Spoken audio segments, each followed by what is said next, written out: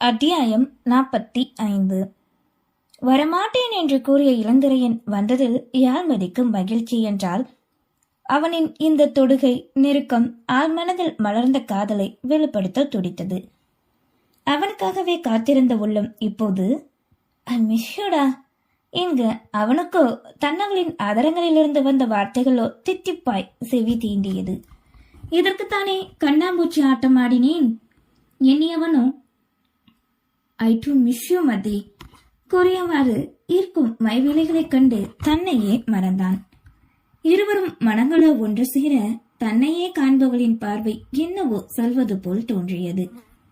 இயற்கையாய் சிவந்த பட்டு ரோஜா இதழ் அவனை அழைக்க விலைகளோ அதில் மட்டுமே பதிந்தது. அவளின் கழுத்து வளைவிற்கு கொண்டு வந்த ஒரு கரத்தினை வைத்து தன்னை நோக்கி இழுத்து இதழ் பறிக்க நினைத்து நெருங்க சரியாக யாரோ கதவினை தட்டும் சத்தம் கேட்டது. அதனை உணர்ந்த பின்னே தாங்கள் இருக்கும் நிலை உணர்ந்து பட்டன விலகி எழுந்து தள்ளி நின்று கொண்டனர். இளந்திரையனோ செய்ய நினைத்த செயலை எண்ணி வெக்கமோடு பின்னந்தலையில் கோதிக்கொள்ள யாழ்மதியோ குனிந்த தலைதான் நிம்மறவே இல்லை. இன்னும் தட்டிக்கொண்டே இருக்கும் சத்தம் உணர்ந்து இளந்திரையன் சென்று கதவினை திறக்க தமிழ்ச்செல்விதான் நின்றாள். என்ன குட்டிமா, எப்போ நான் வந்த சந்தோஷமாக கேட்க, இத கேட்கவா சிவபூஜையில கரடியா நுழைஞ்ச மனம் நினைத்து இப்போதாண்டா என்றான். மதிய அதித்திய நீ கூட்டிட்டு வர சொல்லிச்சு. நான் வெளியில தேடுதினேன். நீங்க 2 பேரும் இங்க இருக்கிறதா அம்மா சொன்னாங்க. என்னன்னா எனக்கு தெரியாம மதிக்கு ஏதோ கிஃப்ட் போலாம். இல்லடா அது அது தயங்க சும்மாதான் கேட்டேன். அம்மாவுக்கு தான் புகை புஷ்பான மாதிரி புகஞ்சுக்கிட்டே வருது. வரும்போதெல்லாம் வாங்கிட்டு வந்துடுறான். பொண்டாட்டி மட்டும்தான் கண்ணுக்கு தெரியுது போலன்னு பெத்த கழுதை இப்போ போய் பெருசா வாங்கிட்டு வந்து அவளை தேடிட்டு இருக்கான்னு புலம்புது அம்மா. சிரிப்போடு கூறவே எனக்கு என்ன வாங்கினீங்க மாமா? தன்னை சரிப்படுத்திக் கொண்டு கதவின் அருகே அவன் அருகில் வந்து கேட்கவே சாரி தான் வாங்கினேன், அப்புறம் கொடுக்குறேன் என்றான். மதி வா, நேரமாகுது கூறிய தமிழ்ச்செல்வி கையோடு அவளை இழுத்து கொண்டு செல்ல சிவந்த முகமென தன்னவன் வந்த பூரிப்பில் இருந்தாள். பின் தன் வீட்டாரோடு இளந்திரையின் கலந்து கொள்ள அப்போதுதான் தந்தையின் மூலம் யாழ்மதி செய்த செயல் தெரிந்தது. இப்போது தங்கைக்கு துணையாக பாட்டி இருப்பது சந்தோஷமாக இருக்க காரணமானவள் தன் மனைவி என்ற எண்ணம் கர்வம் கொள்ள வைத்தது. அவள் தன் வீட்டாரின் மேல் சிறு வயதிலிருந்தே பாசம் வைத்திருக்க தான் ஏன் அவளை வேறு ஆசை கண்ணோட்டத்தில் ஒருமுறை கூட பார்க்கவில்லை? அடிக்கடி வந்து செல்லும் நொடியில் அவளை பார்க்க நேர்ந்தாலுமே வம்பு சீண்டல்தான். பிடித்தம் ரசனை என்ற எண்ணங்கள் உதித்ததால்தான் காதல் மலர்ந்து விடுமா? அந்த நொடி இனி தாங்கள் இருவரும் இனி மனதார காதலித்து ஒருத்தருக்கொருத்தர் புரிந்து கொண்டு இணையான பட்டாம்பூச்சியாய் வாழ வேண்டுமென ஒரு ஆசை தோன்றியது. அனைவரும் வந்துவிட அந்த மண்டபமே நிறைந்து வழிய நல்ல வேலை மருமகம் பேச்சு கேட்டு மண்டபம் பிடிச்சோம். இதே ஸ்டார் ஹோட்டல் ஆகியிருந்தா வசதியாவே இருக்காது போலையே. வந்தவர்கள் வரவேற்று மனதில் நினைத்து கொண்டார் பசுபதி. இலா தேவாவின் அறைக்கு வர அங்கே கோட்ஷூட் உடையில் மச்சனோடு உரையாடி கொண்டிருந்தவனோ இலாவினை கண்டு உள்ளே வரவேற்றான். பின் அங்கிருந்த ஆதிரனுக்கு இளந்திரையனை அறிமுகப்படுத்திக் கொள்ள இருவரும் ஒரே வயது என்பதால் பேர் சொல்லி உரிமையை அழைத்து பழக்கம் கொண்டனர்.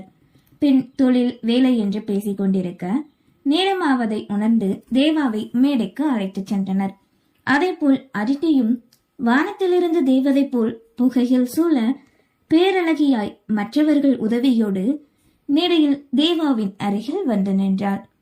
இருவரும் தங்களின் ஜோடிகளைக் கண்டு புன்னகைத்துக் கொள்ள சுற்றியிருந்த டிவியில் இவர்களின் காட்சிகள் தான். அதுவும் இவர்கள் இணைந்து எடுத்த போட்டோஷூட் போட்டோக்களும் திருமண புகைப்படம் வந்தவர்களின் பார்வைக்கு காட்சியளித்துக் கொண்டது.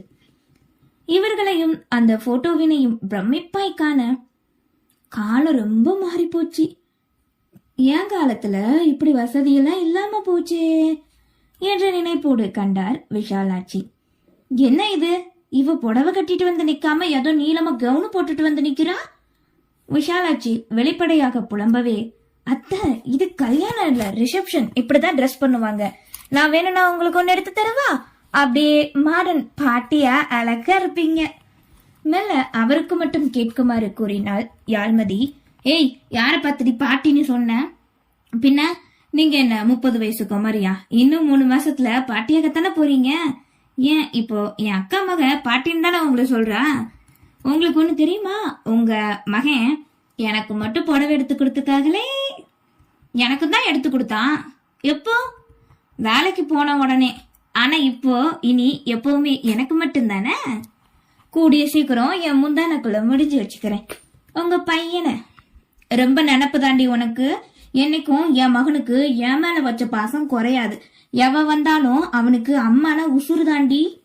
உதட்டை சுளித்து சிலிப்பாய் கூறிக்கொள்ள, இதுவரைக்கும் சரி, ஆனா இனி இல்ல, பாத்துரலாம் என்று இருவரும் அருகருகே அமர்ந்து வெளியே காரமாக உள்ளுக்குள் இனிப்பாய் பேசிக்கொண்டனர்.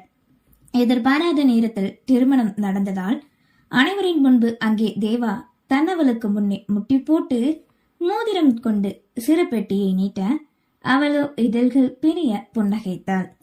பின் அதனை அடித்தியின் மெல்லிய விரல் பற்றி அணிவித்துவிட அதேபோல் அவளுமே அவனுக்கு போட்டுவிட்டாள். பின் அங்கே ஆதிரன் கொண்டு வந்த மிகப்பெரிய கேக் ஒன்றை இருவரும் சேர்ந்து வெட்டி பரிமாறி கொண்டனர்.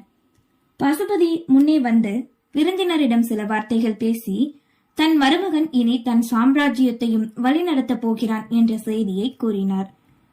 இனி எங்களோட ஹாஸ்பிட்டலை முழுசா ரன் பண்ண போறது என்னோட மருமகன் தேவாதான். இவன் மட்டும்தான் சீஃப் எம்டி எல்லாமே என பெருமைப்பட மருமகனின் தோளில் கரம் போட்டு கொண்டு கூறினார்.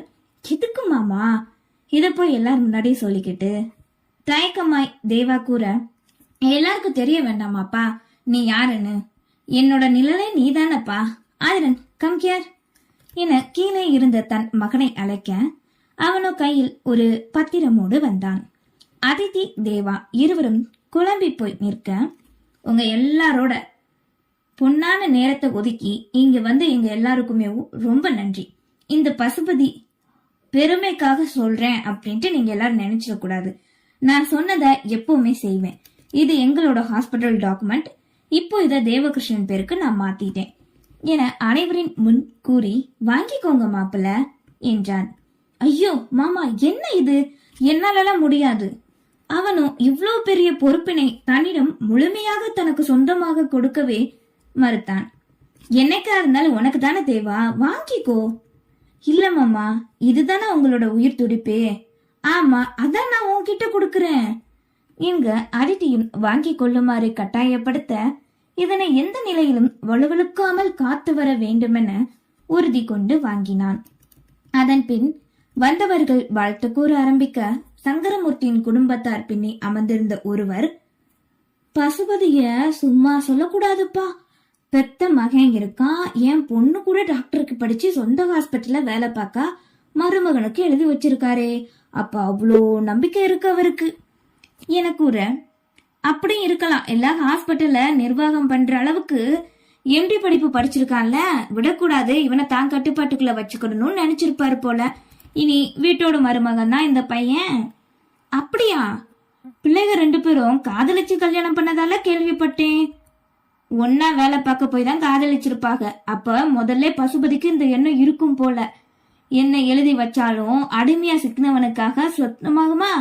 காலம் முழுக்க பசுபதி இருக்கிற வரைக்கும் அவனுக்கு தான் இந்த ஹாஸ்பிட்டல் சொந்தம் என்று இருவரும் மாறி மாறி பேசிக்கொள்ள சங்கரமூர்த்திக்கு யாரோ தன் உயிரையே தன்னிடமிருந்து பிரிப்பது போல் உணர்வு. கூட்டம் சற்று தளரவே தமிழ்ச்செல்வியை அருகில் அழைத்து ஹாஸ்பிட்டலின் மதிப்பு விவரம் பற்றி விஷாலாட்சி கேட்க, அவளோ, நம்மளோட அத்தனை சொத்தை வித்தாலுமே இந்த ஹாஸ்பிட்டல் கட்ட முடியாது இந்த காலத்துல. அவ்வளோ பெருசுன்னு சொல்றதை விட அதுக்கு நல்ல மதிப்பு. ஒரே வருஷத்துல கோடியில சம்பாதிக்கலாம் என கூறிவிட்டு எழுந்து சென்று விட்டாள். கேட்ட விஷாலாட்சிக்கு மலையளவு அதிர்ச்சி. அந்த மலையே தன்மேல் விழுந்து தன்னை சிதைத்த உணர்வு சங்கரமூர்த்திக்கு. அதைவிட அருகில் இருந்த மகாலட்சுமிக்கு சொல்லவா வேண்டும்? இதனால் தன் மகளுக்கு எதுவும் பிரச்சனை வந்து விடுமோ? எப்போதுமே விஷாலாட்சி மற்றவர்களிடம் தன் மகனை இலாவை பற்றி, அதுவும் தேவாவை கீழே தள்ளி பெருமையாக பேசுவார். அப்படி பேசும் விதங்களில் எல்லாம் என் மகனுக்கு பொண்ணு பார்க்கும்போது அப்படி இப்படி என்று ஏகப்பட்ட கனவுகளோடு பெருமை பேசி கூறுவார். ஆனால் இன்று அதற்கு மாறாய் அல்லவா நடந்திருக்கிறது. விஷாலாட்சியின் மனமோ இவனுக்கு இப்படியா என பொறுமை. ஐயோ அண்ணே, வார்த்தையால ஒண்ணும் இல்லாம வந்தவன்னு சொல்லிட்டுனா என்ன பண்ண என் பொண்ண? இல்ல மூத்த மருமகள் தலையில தூக்கி வச்சு என் மகளை கீழே தள்ளிட்டா?